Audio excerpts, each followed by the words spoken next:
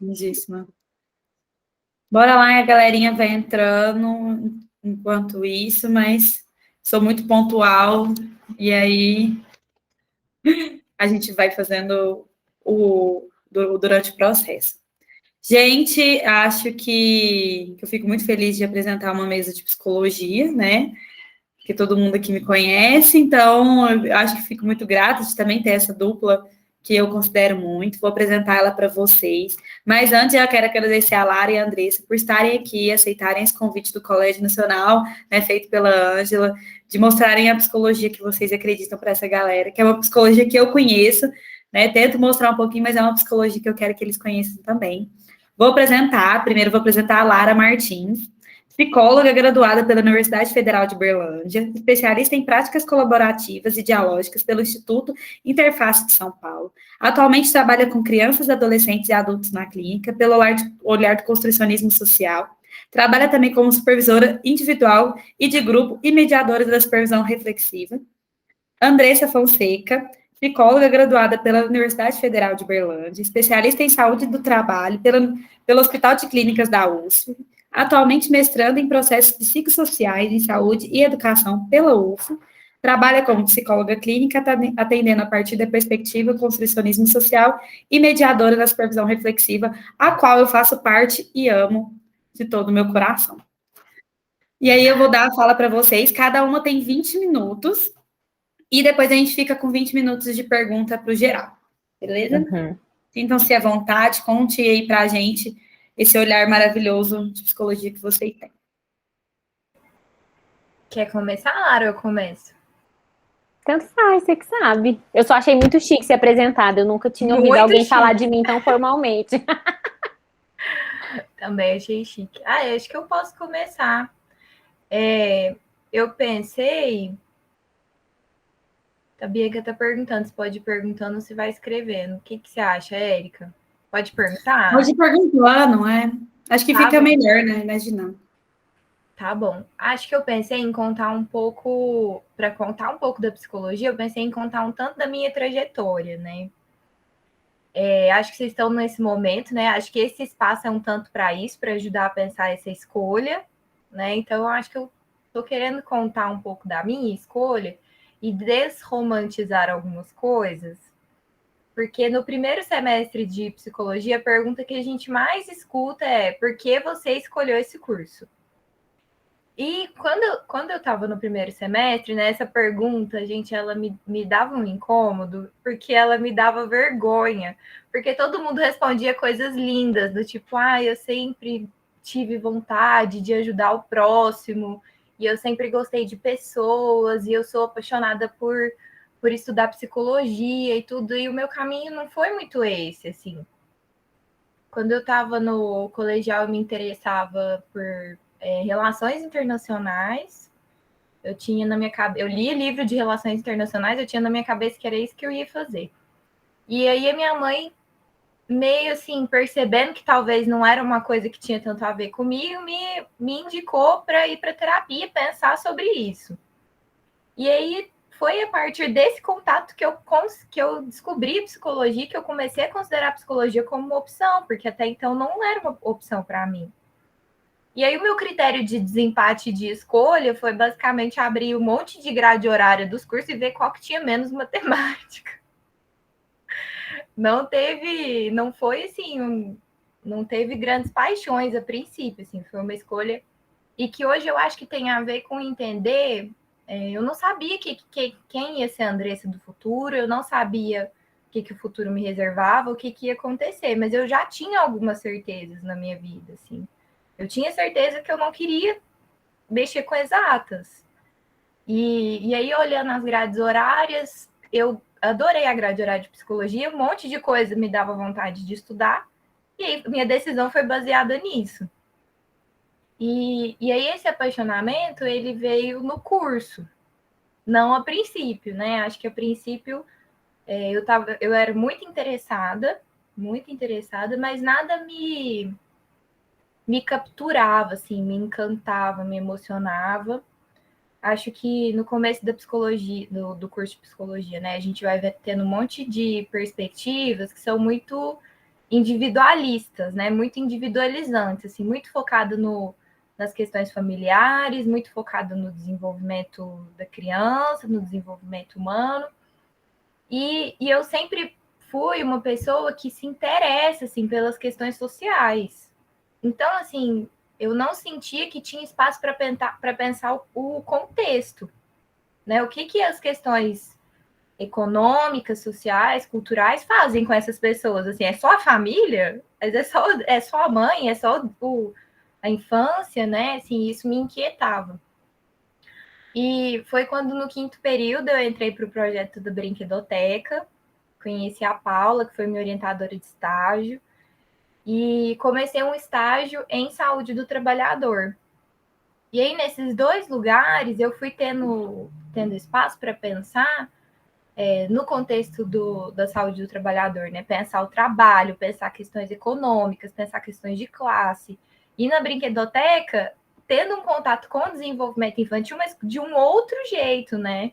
Que infância é essa, que criança é essa, que brincar é esse, né? E muito, muito, muito mais contextualizado e com uma postura muito mais crítica e reflexiva. E aí é aí que eu me encanto. E é aí que eu sinto, assim, pertencimento mesmo. Acho que não tem outra palavra. E aí eu segui a faculdade assim, e fiz os estágios, fiz projeto de extensão. Acho que isso é uma coisa importante de se pensar, né? Assim, que quem vai para a faculdade federal, né, tem esse espaço. Tem espaço de pesquisa, tem o espaço dos projetos de extensão, que é mão na massa. Tem estágios, por exemplo, eu fiz um estágio em parceria com o INSS, fiz estágio em parceria com o Sereste, fiz estágio em parceria com o CRAS. A gente, na clínica escola da UFO, né, a gente está inserido no SUS. Então, a gente consegue entender um tanto do mundo real, assim, né? E de ter esse contato com a prática que eu achei muito importante. E aí, quando eu termino a faculdade, eu estava meio de mal, assim, das coisas acadêmicas, acho que um pouco cansada de escrever o TCC, acho que as meninas vão me entender. E aí eu queria ir para a prática. E eu sabia que eu gostava muito de estudar a relação de saúde e trabalho. Aí eu entrei na especialização, que era no Hospital de Clínicas. E aí lá a gente faz um TCC também para finalizar a especialização, mas é muita prática. É muita prática. Eu atendi na clínica, atendi grupo, assim, todos os dias da especialização, né? Que na minha época chamava aprimoramento, hoje em dia tem outro nome. Eu não sei exatamente qual que é esse nome, mas se você procurar curso de aprimoramento, você encontra. Que é um programa da Secretaria de Saúde do Estado de São Paulo. E aí eu tive esse super contato com a prática, que foi muito importante para eu ter certeza que o que eu gostava mesmo era da clínica, que eu não tinha tanta essa certeza antes. E aí, quando eu terminei a especialização em São Paulo, eu volto para Uberlândia e vou para a clínica e começo o mestrado, assim, para tentar cuidar disso, que é que na prática, né, com a correria, com os atendimentos, as questões burocráticas, se a gente não priorizar os estudos, eles vão ficando para trás, né? Então, acho que o meu mestrado é uma tentativa de cuidar disso, uma tentativa de continuar os meus estudos, né? Porque hoje eu estou estudando a possibilidade, né, do construcionismo como um aporte teórico para a gente cuidar da saúde dos trabalhadores. E é isso. E aí, hoje estou na clínica atendendo adolescentes e adultos. A clínica mudou muito com a pandemia, acho que principalmente pela questão do online, mas muda muito na questão também nas demandas que chegam, muda muito a intensidade, né? Muda muito os recursos que a gente pode acionar junto com esses clientes, e acho que também muda muito a demanda, assim.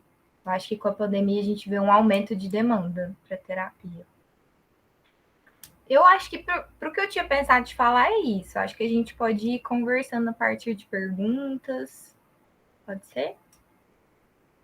Então tá Eu bom. falo ou perguntas para a Andressa primeiro? O que você acha, Érica? Acho que você dá seu panorama também de resuminho e os meninos vão perguntar. Então, beleza. Vou seguir a linha da Andressa, que eu achei muito legal. Meu caminho foi muito diferente do da Andressa, assim, eu sempre quis psicologia, eu A nunca Lara é a tive, pessoa que dava as respostas bonitas no primeiro período, perceba. exatamente, era mais ou menos isso, e aí hoje, engraçado, né, que na hora que a Andressa começou a falar, eu pensei, ai gente, essa danada vai falar, ela vai começar falando a mesma coisa que eu, da pergunta do primeiro período, que eu tava pensando sobre isso, né, essa pergunta. E as respostas, né, eu tenho vontade de ajudar as pessoas, de fazer a diferença e tal, e que são respostas bonitas, mas um pouco romantizadas, e a gente só vai ver isso depois do curso. Só que eu acho que para fazer psicologia, a gente tem sim que ter uma vontade de ajudar as pessoas, genuinamente. Eu acho que a gente tem sim que gostar de pessoas, a gente tem que ser resistência, mas também ser esperança, porque eu não vejo clínica sem esperança, né? E vocês, mais novos, né, que nós, um pouco, vocês estão vivendo um mundo que eu não vivi quando eu era adolescente. Eu não sabia de luta social, eu não sabia de nada, assim, né? No meu colegial, muito pouco eu estudei sobre feminismo, sobre cotas, era uma coisa que começava a se falar. Esses assuntos todos que estão em polêmica hoje em dia, que estão muito em alta, os tipos de redação que tem no Enem, assim, gente, era outra coisa. Então mudou muito rápido, né? Mudou muito rápido. Então, vocês vão entrar na faculdade já com um olhar que eu ganhei só lá dentro, de pensar criticamente, de saber que tem vários mundos por aí, que não é um mundo só. Então, eu acho que isso é um ponto legal, mas na faculdade a gente ganha uma coisa que eu acho que é importante para a gente lidar com esses temas, que é a maturidade. Então, lidar com esses temas. Então, assim, eu no primeiro período, eu era a empolgada, né? Comecei a faculdade. Eu pensava, às vezes, em fazer pedagogia quando eu tinha medo da minha nota não dar para psicologia. Aí eu pensava, vou fazer pedagogia e trabalhar com criança, que eu gosto de criança mesmo, mas era um puro medo, assim, de não conseguir passar, porque tem essa insegurança, né? De, se eu não passar na federal e tal. Mas na minha época era o vestibular todo desse jeito já. Então, né? Mas eu acho que tem assim os nossos medos fantasiosos e os nossos medos baseados na realidade. Então, como é que você está se saindo nos simulados, né? Como é que a nota de corte e tudo mais. Mas eu de verdade acho que se faz sentido, vale a pena a gente ir atrás de fazer um curso que faz sentido para nós, porque mesmo que a gente goste, o curso ele não vai ser só gostoso de fazer, né?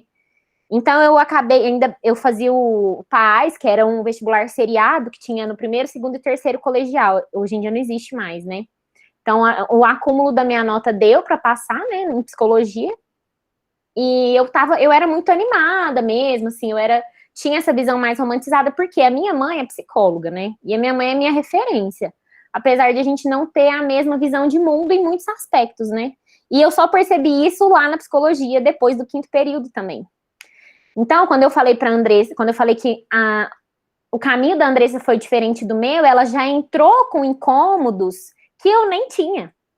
Eu não tinha esses incômodos, assim, não era, como eu vim, né, de uma família que é muito terapeutizada, longe de ser perfeita, mas assim, minha mãe sempre falou de terapia e tal, eu já tinha feito terapia, a minha visão de psicologia clínica era muito do indivíduo, individualista, e de pensar muito na família.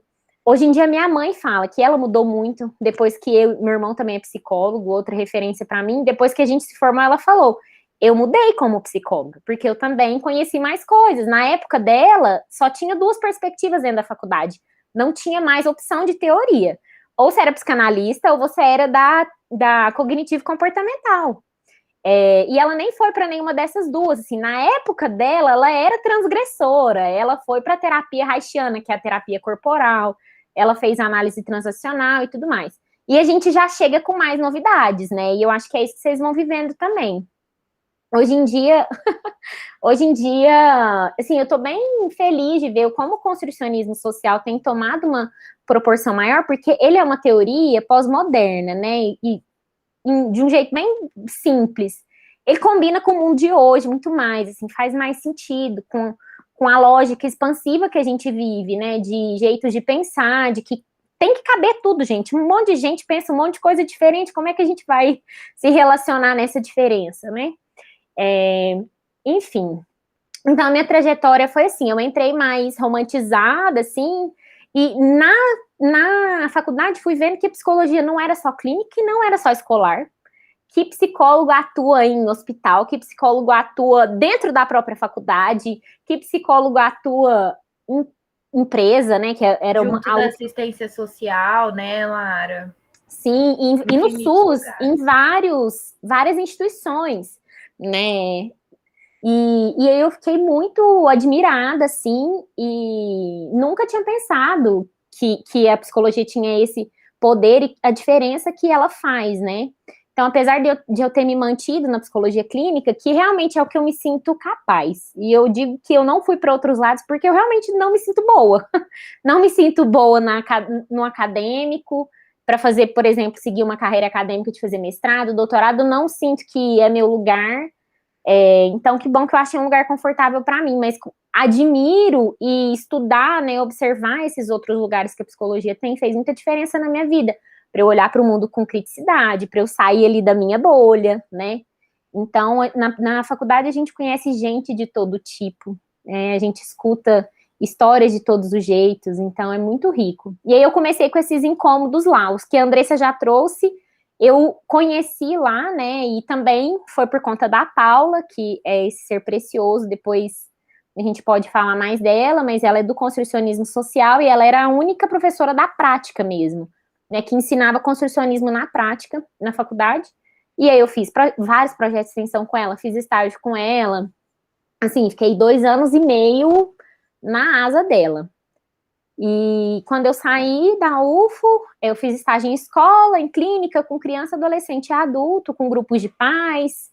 E aí, quando eu saí, eu já entrei na clínica, e na clínica estou, e tenho vi, né, falando da pandemia, também essa diferença, uma diferença maior ainda, dependendo da classe social e dependendo da visão de mundo do cliente, né? Então, clientes engajados politicamente estão sofrendo de um jeito diferente de outros, clientes que pensam mais coletivamente sofreram com a pandemia de um jeito diferente de quem não pensa coletivamente, né? Que não é a ideia do coletivo é que não é eu por mim, né? Ou só eu pelos meus familiares, mas é eu por todos e todos por todos, né? Então eu vejo essa diferença também, esse recorte. O online, né, que expandiu, assim, a terapia, as pessoas estão mais... Tem muita gente que ficou mais confortável para começar um processo terapêutico. E eu vejo que, assim, tem uma coisa na psicologia hoje que me incomoda. Aí, que legal, Bianca.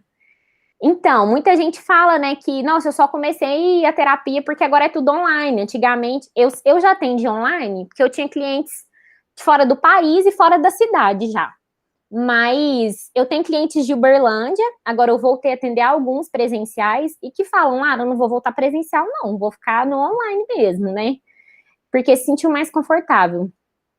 E aí, só para eu encerrar, assim, para falar que a psicologia tomando esse lugar maior, né? Achei interessante a Erika falar que foi o segundo curso mais concorrido da UFA esse ano, tem tomado um lugar, e eu acho que as redes sociais têm a ver com isso. O psicólogo popularizou, e eu só tenho um pouco de receio da vulgarização da psicologia, né, assim, que é o que a gente está produzindo enquanto psicólogos nessa rede, porque apesar de a gente poder ser descontraído e não tem problema nenhum nisso, acho que a criticidade, né, a reflexão, são pontos muito importantes nisso tudo. Então, acho que eu falei em geralzão, agora estamos abertas às perguntas.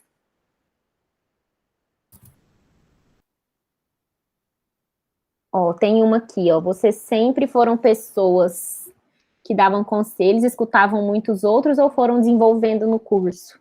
Andressa, vou responder que eu já tô com o microfone aberto. Tá bom? Aí depois eu paro de falar um pouco.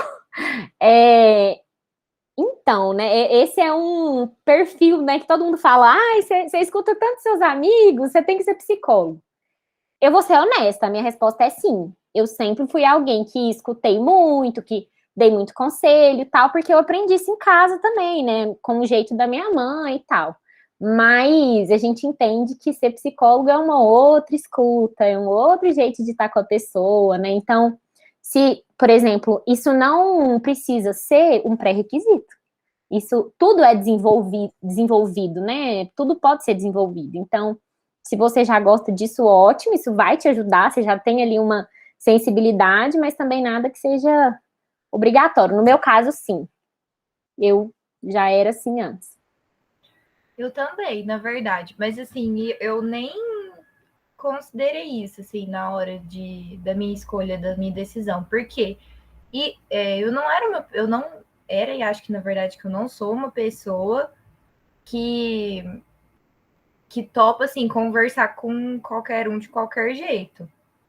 Eu sempre gostei de ouvir as pessoas que eram próximas a mim. Então, eu sou a amiga que as pessoas ligam de madrugada se acontecer alguma coisa. Eu sou a pessoa, eu gosto de ouvir as pessoas que eu amo, assim, mas isso é muito diferente para mim do que a gente faz na clínica. Não sei se a Lara vai concordar comigo. Eu acho que é de um lugar muito diferente, porque é uma escuta diferente. Quando a gente está escutando os nossos amigos, a gente dá conselho, a gente xinga o ex-namorado, entendeu? A gente fala assim, vamos fazer um plano de vingança. É muito diferente do A gente lugar dá uns tapa na cara. dá uns tapa na cara da amiga. Amiga, você tá sendo feita de palhaça. E o lugar da terapia é um outro lugar, é uma outra escuta. A gente está priorizando um tanto de coisas diferentes. Mas eu acho que eu acho que é muito diferente. Mas assim, eu sempre gostei de ouvir as pessoas, os meus amigos, de dar conselho. Eu acho que o que a gente desenvolve é um jeito diferente de escutar. Acho que é até importante contar para os meninos, né, que esses dias alguém me perguntou na escola se eu poderia atender amigo, atender família, que isso a gente não pode por conta disso, ser diferente, né? Tem um atravessamento isso tudo. Tem. Nossa, com certeza, né? E eu acho que eu tô com vontade de contar uma coisa que eu acho que pode ajudar a entender isso. No meu quinto período, o primeiro estágio que eu fiz em clínica foi um estágio na UTI adulta do Hospital de Clínicas. E aí, a professora Ana Maria, que era minha supervisora, e aí a maioria das pessoas que estavam na UTI naquela época eram pessoas que estavam inconscientes. Então, a gente foi conversar com as famílias. E um primeiro caso que eu conversei, assim, eu conversei com a namorada de um rapaz que sofreu um acidente de trabalho da CEMIG. Ele estava mexendo no cabo e aí teve um mal-entendido entre ele e o colega de trabalho dele.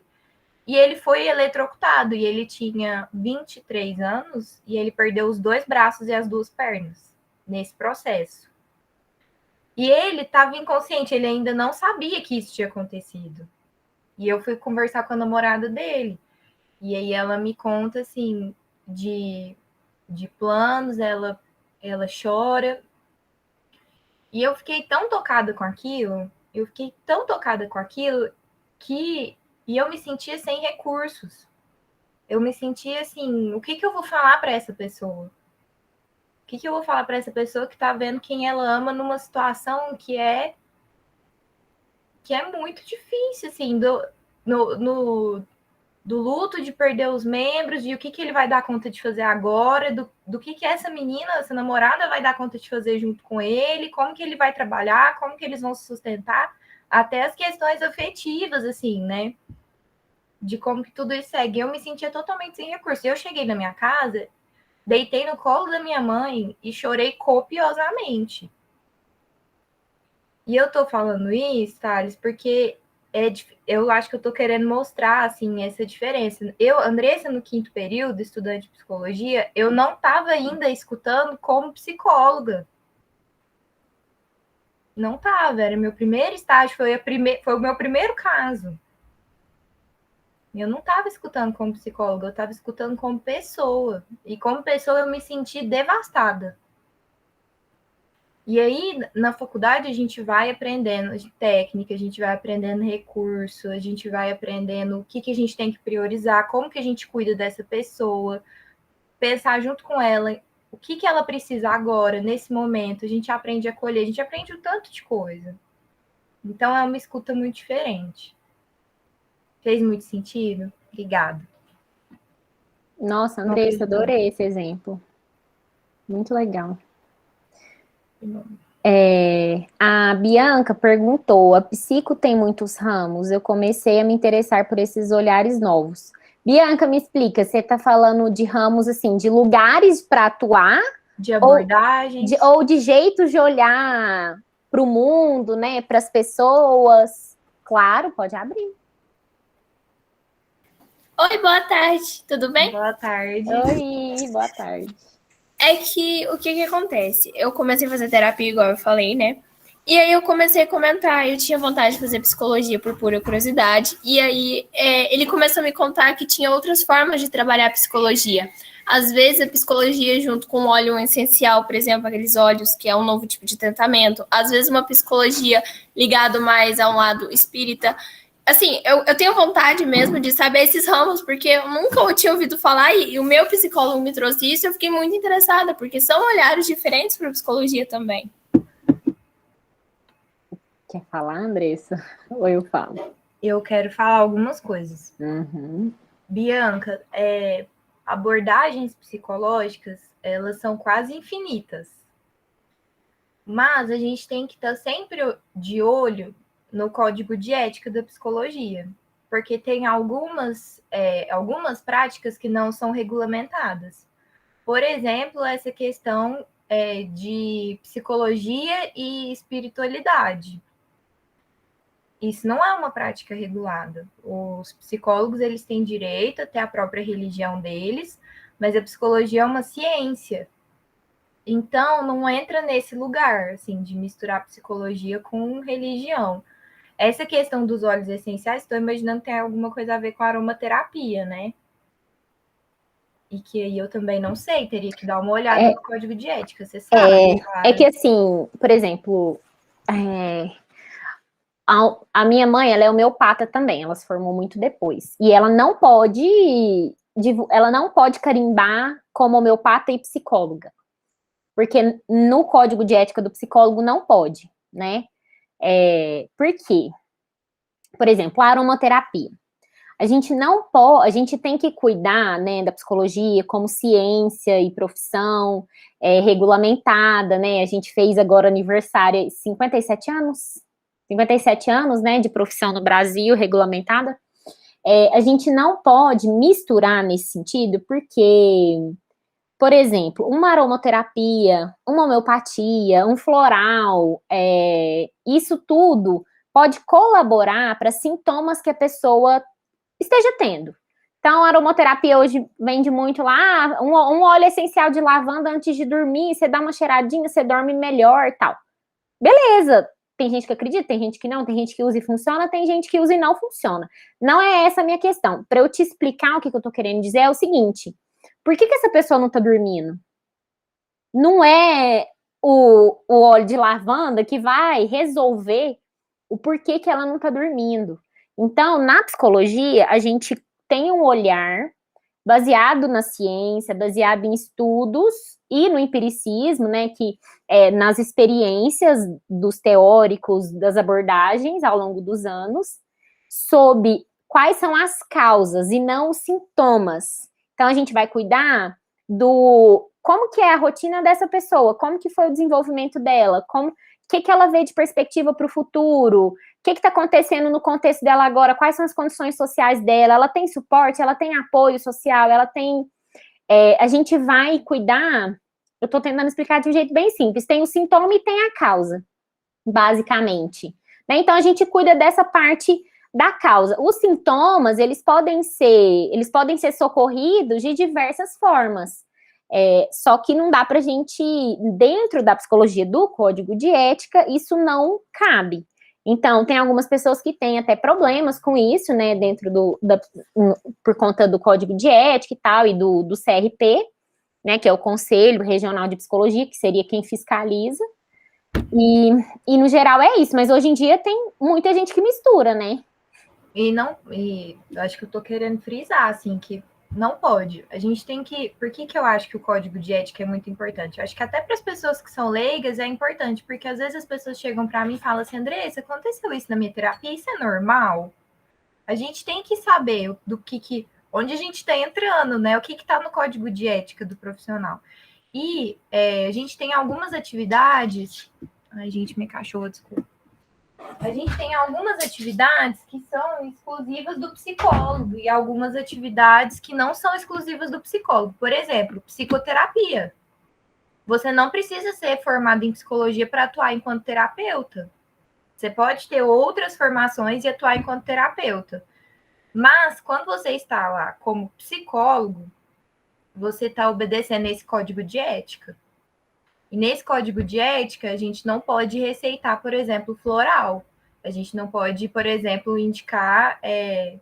Isso mesmo, Érica. A gente não pode indicar religião. Por exemplo, psicologia cristã, que direto eu vejo no Instagram. Isso não existe. Isso não é uma coisa regulamentada pelo código de ética. Pode falar disso. Não, eu ia só completar, assim, me repetir, mas assim, que tem algumas atividades que não cabem ao psicólogo. Por exemplo, a gente não prescreve remédio. Sim. A gente não prescreve remédio, a gente não prescreve aromaterapia, a gente não prescreve homeopatia. São outras profissões. Né? Sim. Deixa eu só completar, eu já vou ler essas duas outras perguntas. Recentemente, uma cliente nova minha chegou lá na clínica, ela tem 14 anos. E no final da sessão, ela estava chocada com o quanto ela gostou da terapia, né? Nossa, Lara, mas eu gostei demais do seu jeito, gostei demais da terapia. E eu achei muito bom, fiquei super feliz, né? Gostei demais da conversa com ela, mas ela foi me falar o porquê. Que ela tinha ido numa terapeuta antes de mim, e que em menos de 10 minutos de conversa, a terapeuta dela falou que ela estava compactuada com o demônio, que se ela tivesse... Ela, por exemplo, era uma pessoa com ideação suicida. Se ela fizesse isso, ela ia para o inferno, e que ela era muito egoísta, que ela não pensava em ninguém. Então, como que você... A psicologia, ela olha para uma pessoa em sofrimento que está com pensamento suicida, ela não pensa que essa pessoa é egoísta e quer fazer as outras sofrerem. Ela entende o que está acontecendo. Tem uma depressão envolvida, a pessoa que está com uma depressão, ela tem um jeito diferente de olhar para a realidade, ela tem uma dificuldade de olhar para o outro, ela está muito envolvida na dor dela. Então, são coisas, assim, extremamente absurdas que a gente vê e que a gente tem que ser criterioso, né, tem que ser crítico em relação a isso. Então, eu e a Andressa e a Érica, né, nós somos muito defensoras da psicologia como ciência regulamentada. Eu quero só complementar uma coisa. Uma coisa que tem chegado muito para mim na clínica também são pessoas machucadas pela constelação familiar. Eu tenho N questões com a constelação familiar, mas eu acho assim que principalmente antes dessas questões não é uma prática que é regulamentada para os psicólogos. O Conselho de Ética, Conselho Federal de Psicologia não reconhece constelação familiar como uma prática válida. Então, eu estou querendo frisar, assim, porque o Conselho de Ética serve justamente para proteger as pessoas. Então, eu acho que isso é algo para se atentar também. E se, em algum momento, acontecer com vocês, que de algum psicólogo ser preconceituoso, ser violento, você pode pedir o número dele do conselho e você pode denunciar. Psicólogos perdem as credenciais por isso. Né? Então, acho que dizer isso é importante também.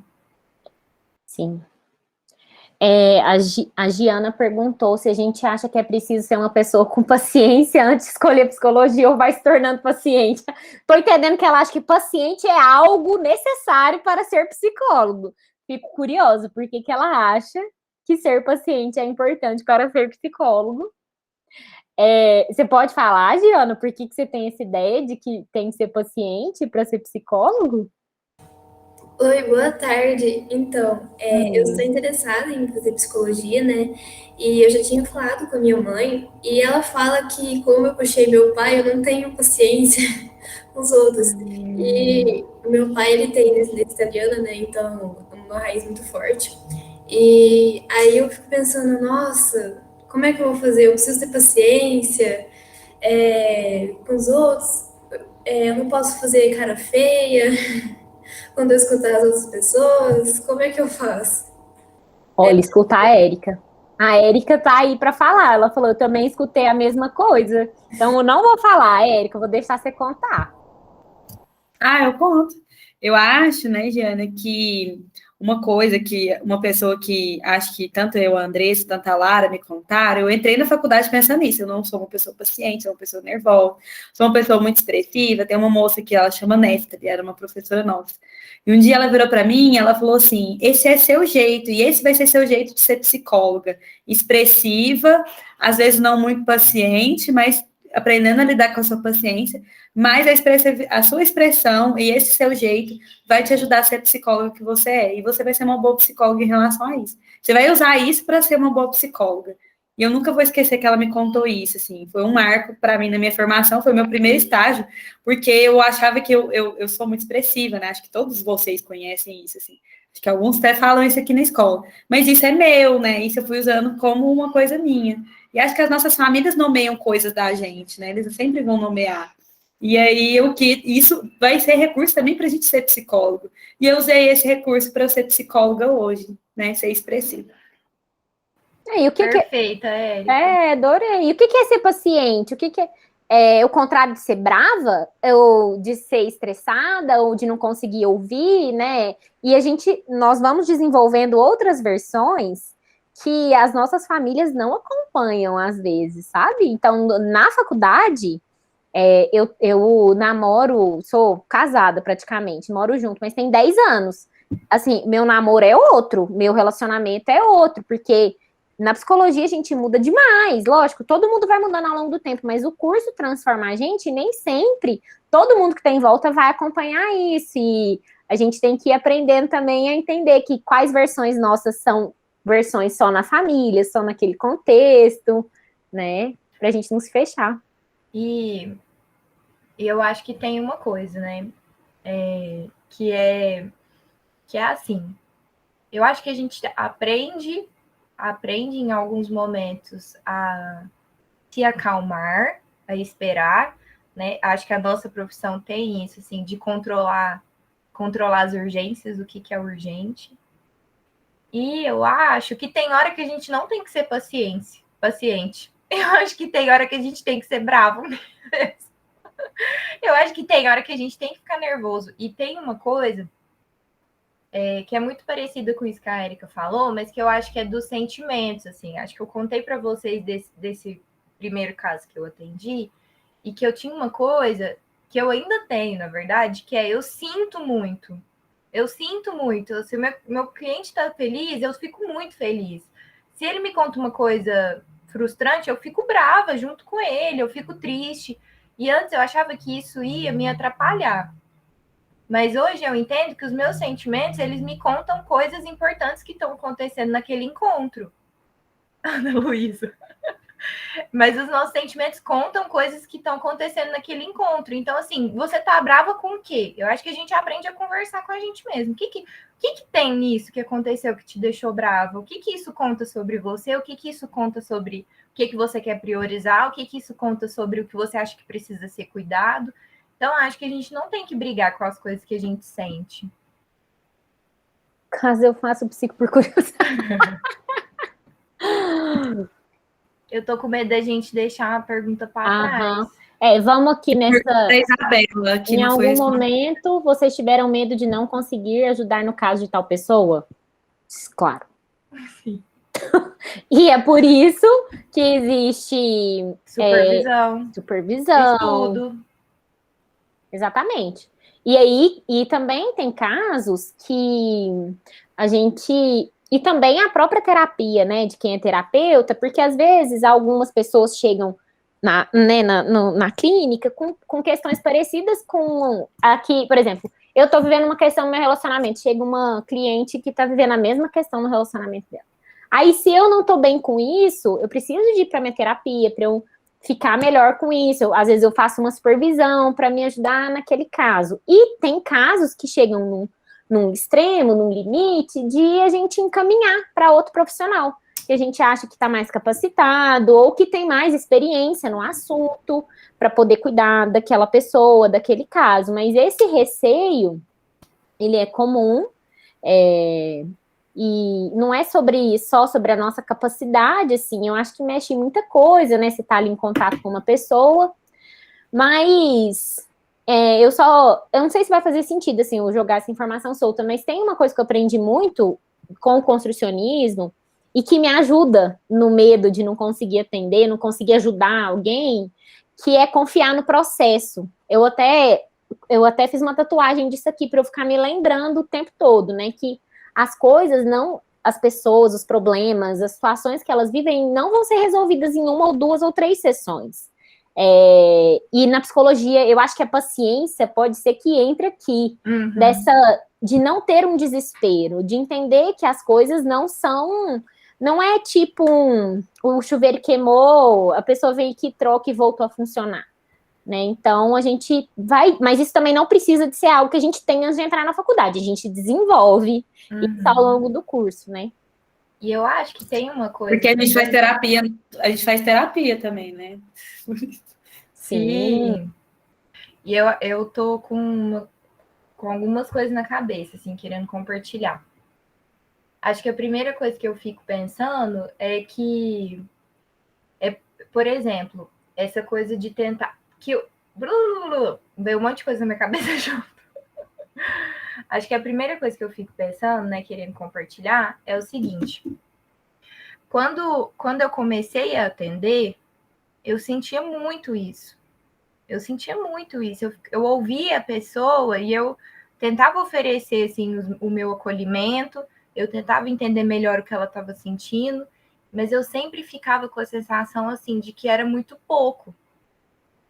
E aí, o que eu encontrei no construcionismo, né, assim, para além de um tanto de recursos para usar na terapia, que eu acho que o construcionismo, ele oferece um tanto de coisa, né, a terapia narrativa, os processos reflexivos. Então, é como se, de um jeito bem grosseiro, é como se aumentasse suas ferramentas, né? Antes você tinha só um martelo, quando eu encontrei o construcionismo, eu entendi, assim, que eu tinha uma vastidão de coisas para fazer. E uma outra coisa que o construcionismo faz, né, assim, para além do confio no processo, é valorizar uma postura curiosa. Então, uma coisa que o Pedro, irmão da Lara, me ensinou é se perguntar assim: o que eu perguntaria para essa pessoa se eu ainda não tivesse entendido tudo do que ela me falou? Porque a gente normalmente não entendeu tudo. A gente não escuta, a gente escuta querendo responder, a gente não escuta querendo entender. E isso é um treinamento que a gente tem que fazer na faculdade, de tentar entender melhor, entender mais, entender melhor. Então, essa postura curiosa, ela é muito preciosa na clínica. E, junto com isso, tem essa coisa da paciência, né, que a Lara falou, que eu também fiquei com vontade de contar uma coisa que eu descobri na minha terapia. Eu, né, me sentindo totalmente insuficiente em todos os meus casos, chego na terapia, falando tudo que eu tinha feito, tudo que eu tinha pensado, tudo que eu tinha perguntado, e com essa sensação, assim, de o caso não anda. E aí minha terapeuta fala para mim: Andressa, você tem muita pressa. Você tem muita pressa. Diminui a pressa, diminui a urgência.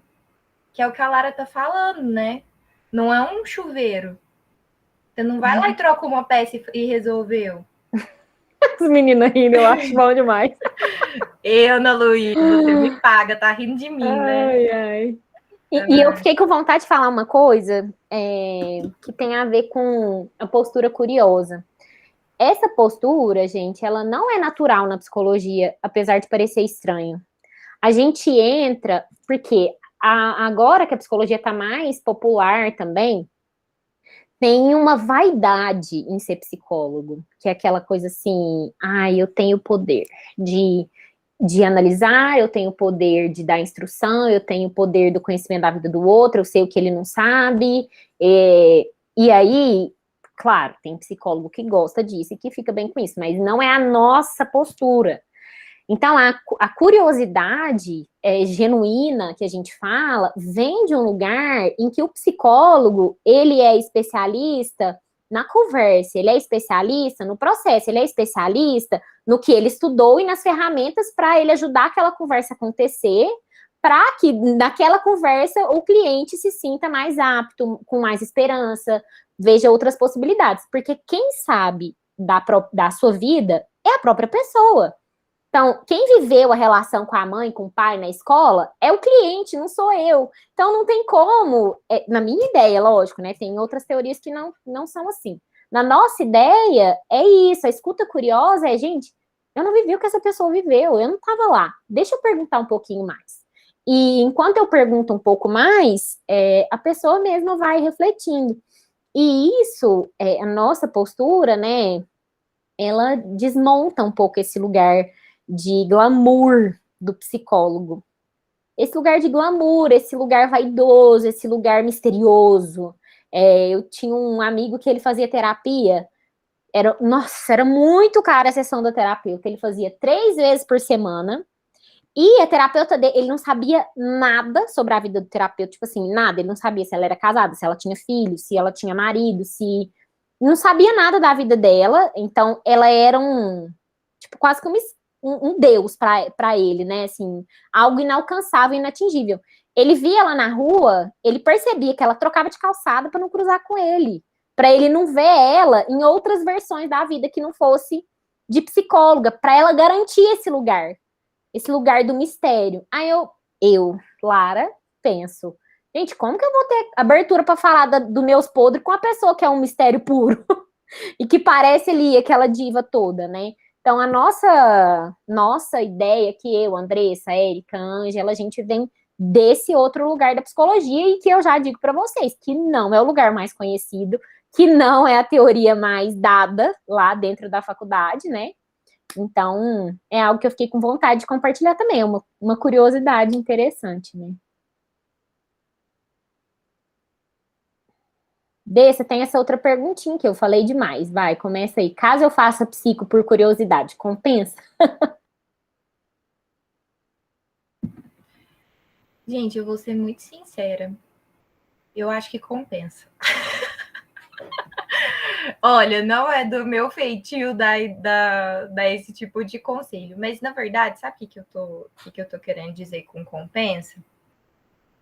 Que a gente não sabe o que vem a seguir.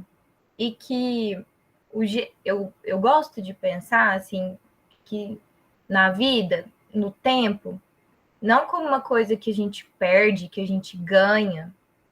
Eu gosto de pensar no tempo como uma coisa que a gente vive, que a gente experiencia, que a gente usa para se transformar, para se desenvolver, para viver, para amar, para odiar, para... Entende? E aí, o que eu tô aqui pensando, né? Quando você fala assim, psicologia por curiosidade. Eu acho que eu gosto dessa ideia de viver as coisas por curiosidade. E acho que experienciar a faculdade de psicologia, mesmo que não seja a sua profissão no futuro, eu acho que pode ser uma experiência de vida bacana que te leva para lugares interessantes. Então, assim, acho que eu não sou muito de dar conselho, não, mas eu tô aqui dando. Até porque a gente é colocado muito novo, né, para escolher uma coisa que é pro resto da vida, que tem que ser a profissão que você vai levar e tal. Então, Eu acho, Lara, é muito novo, assim, e aí você vai fazer... Eu não sei, eu acho que talvez você vai fazer uma faculdade Eu tenho que terminar isso, essa tem que ser a minha profissão a qualquer custo. Por o quê? Se não por curiosidade, se não por vontade de viver e entender e estar naquele lugar, pelo que a gente faz as coisas? Sim. Não sei. Acho que às vezes a gente fica com tanto de deveria na cabeça, eu já deveria saber disso, eu já deveria ter entendido isso. E aí a gente fica com esse tanto de deveria, a gente desconecta das coisas que a gente quer. Tô aqui, né, gente, falando um monte de coisa. Eu adorei, concordo com tudo. Tem outra pergunta, gente? O Thales perguntou aqui, vocês acham que na pandemia, com o isolamento, a necessidade da terapia aumentou, porque a maioria das pessoas ficaram com a saúde mental totalmente desestabilizada? Vocês acham que aumentou por conta disso?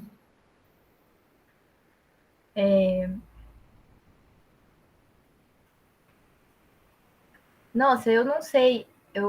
Gente, Lara, Érica, gente, quem quiser me interromper ou falar qualquer coisa, eu vou contar as coisas que estão passando na minha cabeça. Porque eu fiquei, a hora que eu li assim, saúde mental totalmente desestabilizada, pensei que isso parece. Que isso ficou engraçado para mim, assim, porque eu costumo conversar com as pessoas, com os meus clientes, que o estável é aquilo que é morto. O estável é pedra, é tudo que é inanimado, que não é vivo. A vida é instável. A vida é instável. A nossa saúde mental é instável. Tem um tanto que abaixa que sobe normalmente, né, dentro dos níveis de temperatura e pressão, mas é instável. E eu acho, Thales, que com a pandemia, com o isolamento, a necessidade de terapia aumentou porque as pessoas estão sofrendo. As pessoas estão sofrendo muito. A gente precisa do olhar do outro para a gente acessar diferentes versões da gente. A gente precisa dos nossos amigos para a gente lembrar que a gente pode ser leve, que a gente pode rir, que a gente pode e que a gente é engraçado e que a gente fala bobagem. A gente precisa da versão que paquera para a gente lembrar que a gente é sensual, para lembrar que a gente ama, para lembrar que a gente é desejado. A gente precisa da nossa versão família para a gente lembrar da nossa história, para a gente lembrar que a gente tem para onde voltar. E aí, quando você se vê sem diferentes possibilidades de ser, a gente perde referência de quem que a gente é, de quem que a gente pode ser, de quem a gente quer ser. Isso é muito sofrido. Isso é muito sofrido. Eu concordo demais, Andressa.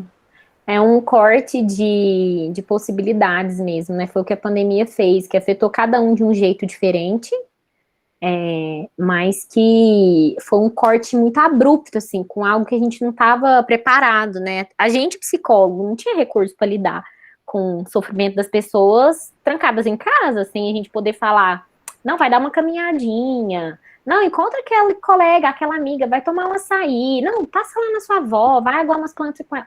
Não tinha essa possibilidade, né? Então, foram muitas possibilidades cortadas de uma vez, né? E ainda, né, Lara, sem falar na quantidade de pessoas que perderam emprego, na quantidade de pessoas que perderam moradia no meio de uma pandemia. Perderam pessoas, né? Perderam pessoas. Quantas pessoas não perderam entes queridos? Eu perdi minha avó nessa pandemia. Então, assim, eu tenho falado isso para os meus clientes também. Olha, eu acharia estranho se você chegasse aqui para mim falando, tá tudo bem? Tá, tudo ótimo, perfeito. Seria estranho, seria desconectado da realidade. A realidade que a gente está vivendo é muito dura. Então, amiga, eu tô um pouquinho preocupada com o horário, porque tem mais perguntas, e eu vou atender. Minha cliente já sabe que eu vou atrasar um pouquinho, mas porque eu acho que são perguntas que talvez a gente gaste um tempinho, né? Que essa psicologia no final pode agregar muito em várias outras profissões. Eu acho que a psicologia sempre pode agregar, mas a gente entendendo que quem estuda, por exemplo, quem lê um livro de autoajuda não é psicólogo. Quem vê o meme no Instagram não é psicólogo, né? Quem vê lá o Reels, né? E se isso aqui tiver acontecendo, sua criança interior está ferida. Aí você fala pro seu amigo, sua criança interior está ferida. Isso não é ser psicólogo. Mas eu acho que, por exemplo, um psicólogo dentro de uma empresa, ele faz a dinâmica da empresa mudar muito. Então, ele agrega em todos os profissionais que estão ali, portanto, nas profissões, no fazer dessas pessoas. Tem treinamentos, né, que dão ali uns instrumentos, que dão ferramentas vindas da psicologia para as pessoas se relacionarem diferente no trabalho, que são cursos pontuais. Eu acredito também, sim, que pode acrescentar, contanto que as pessoas não achem que qualquer um é psicólogo, e não é por vaidade, gente, assim, que eu falo isso, não é porque, eu sou psicólogo e o outro não, mas é porque é perigoso mesmo, assim, né, igual a gente estava falando, não é algo que a gente aprende do dia para o outro, assim, esse olhar diferenciado da psicologia. Eu tinha entendido essa pergunta diferente. Tipo, eu tinha entendido que era uma pergunta do tipo, se eu fizer psicologia e depois cursar outro curso, isso vai agregar nesse outro curso que eu cursar? Então responde, amigo. Mas eu não sei se é isso. Beatriz, é isso que você está querendo saber? Ou você já foi contemplada na sua resposta? É isso? Tá. Beatriz, como eu disse, né, partindo do meu entendimento, que viver uma faculdade pode te levar para um tanto de lugares legais, você vai ter contato com pessoas, você vai ler textos interessantes, eu acho que pode ser muito legal. Mas eu acho que se você tem uma outra profissão em mente, talvez um caminho mais fácil seja você cursar um curso que é do seu interesse, que é a profissão que você quer exercer, e talvez buscar leituras, talvez buscar terapia. Sim. Para cuidar disso, de outras coisas que talvez você esteja querendo cuidar. Porque eu vou ser muito sincera, não acho que vale a pena cursar. Não, vale a pena é uma coisa difícil. Mas eu acho assim, você vai cursar psicologia por hobby, você vai cursar psicologia por curiosidade, você não precisa fazer 5 anos de faculdade para isso. Você pode fazer cursos menores, você pode ler livros, você pode conversar com pessoas, você pode fazer terapia. Se você já sabe que você quer outra profissão, porque senão parece que está contraditório, né, com a nossa outra resposta. Não, é porque eu estou entendendo que é assim, eu quero outra profissão, mas estou pensando em fazer psicologia antes, para cuidar de alguma outra coisa. Entendi, assim. E eu fiquei curiosa, assim, o Luiz Felipe perguntou, né, essa perspectiva que a Lara estava falando de ter, então não compensa fazer por hobby. A Bianca perguntou. Agora responde. Bianca, olha, eu acho... Olha, eu vou ser sincera, se é algo que você quer, faça. Eu não consigo te dizer se compensa para você ou não, mas é um curso de 5 anos integral. Você vai estudar de manhã e de tarde, vai ler os textos e fazer os trabalhos de noite. É um curso pesado. É um curso que exige de você emocionalmente, porque tem os estágios, tem as temáticas que são muito sensíveis. E aí, assim, se eu puder te dar um conselho, eu fico pensando, você vai passar tudo isso por um hobby? Eu acho que um hobby a gente lê uns livros, assiste uns vídeos legais no YouTube, faz terapia. Tá bom.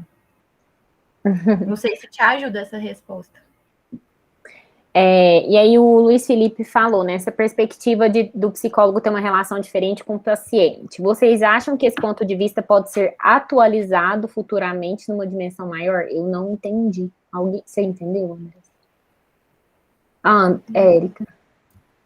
Peraí, eu acho que ele quis dizer que quando você fala dessa relação mais aberta com essa visão nossa de construcionismo, onde a gente demonstra mais sentimento e essas coisas, sair dessa posição de mistério, ela vai ser uma coisa mais padrão daqui a uns anos. Entendi. Isso vai ser mais completo. Eu acho que não, porque a psicanálise está aí. Papel aí. Algumas abordagens, né, Luiz, elas são muito rígidas até hoje. Eu acho que tem um movimento, assim, tem a psicanálise moderna também, Sim. Mas tem um movimento, mas eu acho que não vai, eu não acho que vai acabar. eu acho que esse lugar, de alguma forma, vai se manter, nesse lugar do misterioso e do distanciamento terapeuta-cliente. Só que só de ver o quanto o construcionismo, por exemplo, tem criado tamanho e rede, por exemplo, na análise transacional, que é a que a minha mãe atua, né, a abordagem dela, eles também têm essa visão, né, do terapeuta falar sobre si quando encaixa, quando é necessário, e também tem muita gente nessa linha, então eu acho que vai ficar um meio termo, mas eu não imagino que vai acabar, não. Aprendemos isso no curso também. No curso a gente aprende muitas coisas sem aprender, sem ser dito dessa forma. Então eu acho que, assim, eu acho que eu não ouvi na faculdade algum professor falar que você tem que ser distante do seu paciente com essa frase. Eu ouvi. Você ouviu? Eu ouvi. Eu ouvi. Eu ouvi. Então eu não prestei atenção na aula desses professores, gente. É isso. Não me interessava. Tipo assim, não conte nada da sua vida. Não conte nada da sua vida. Tome cuidado com a roupa que você usa, com o cabelo que você tem. Eu ouvi. Você tem que se vestir de maneira neutra. Eu logo imagino a pessoa toda de bege, né? Assim, porque que é isso? Que é isso? Vestir de maneira neutra. Vestir de uma maneira neutra. É verdade. Sim. Eu acho que isso que o Luiz Felipe falou, né, que eu fico pensando, é que as pessoas têm buscado outros jeitos de estar na terapia, assim. Essa coisa que a Érica falou, né, assim, de ter expressão e tudo, é uma coisa que eu ouvi da minha orientadora do meu primeiro estágio. Ela falou: você é muito expressiva, você tem que cuidar disso, você não pode fazer isso na clínica. E aí, hoje em dia, eu entendo que assim como a Érica, né, esse é meu jeito de ser terapeuta. E acho que vai ter gente que não topa. E acho que tem gente que topa. E tem gente que fala pra mim: eu não gosto de psicólogo calado, não gosto de psicólogo com cara de paisagem. Você acabou de contar a maior dor da sua vida e a pessoa não tem uma expressão. Eu já ouvi isso de várias pessoas. Então, acho que tem lugares aí, tem gente que não topa mais esse lugar do psicólogo misterioso com cara de paisagem. E tem gente que talvez prefira. Tem gente que odeia a gente, juro. Odeia. Que acha a gente nada a ver. Então é de estilo mesmo, né? Que acha que a gente não é psicólogo, mas é isso, é a abordagem. Acho que o Felipe fala que ele sabe como é, porque o Felipe é filho de psicóloga. Luiz Felipe é filho de psicóloga. Entendi. Com medo da mãe do Luiz Felipe mandar uma mensagem dando bronca. Que fofo! Meu Deus, adorei. Ai, Luiz. Então tá. Gente, vamos encerrar, acho que a gente passou uns 5 minutinhos aí. Eu vou agradecer as meninas, acho que enquanto agradecendo, coloquem as redes sociais de vocês aí no chat, para a galera acompanhar. Eu acho que tanto a Lara, tanto a Andressa, elas utilizam as redes sociais de uma outra forma, né, para comunicar esse olhar delas, a vida delas desse jeito, né, que a gente está falando, desse outro jeito que a gente acredita de psicologia. E acho que como vocês gostaram tanto, acho que é um jeito de vocês acompanharem elas de perto, e verem como tem como interagir lá. Sim, elas são super interativas nisso. Sigam lá e participem disso. Quero agradecer vocês duas por terem topado. Foi muito, muito caloroso essa conversa. Assim, acho que foi tão importante os meninos falarem de tantas dúvidas que são muito importantes, que acho que passa para esse olhar de psicologia que é muito tradicional e que vocês trazem esse outro olhar, né? Outros jeitos de ser psicólogo. Eu achei uma delícia. Obrigada, gente. Fiquei muito feliz mesmo. Muito gostoso. Érica, Ângela, muito obrigada. É maravilhoso estar com vocês. Lara, você também é maravilhoso estar com vocês. Gente, vocês todos foram ótimos. Foi uma maravilhosos, amei. Obrigada a todo mundo que fez pergunta, todo mundo que interagiu. Muito bom estar com vocês.